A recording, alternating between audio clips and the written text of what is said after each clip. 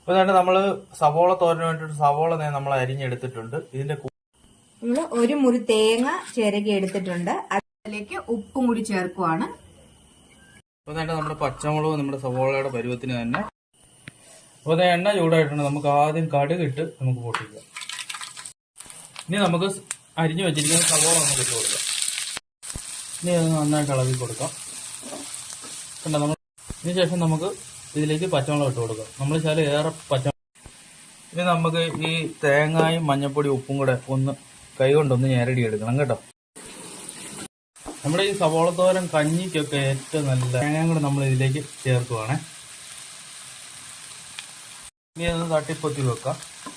ചെറുതായിട്ട് നമുക്ക് ഇതിലേക്ക് ഒരു അല്പം കറിവേപ്പില നമുക്ക് ഇട്ട് കൊടുക്കാം. കണ്ടതേ നമ്മുടെ സവോള തോരൻ ഇവിടെ റെഡി ആയിട്ടുണ്ട്.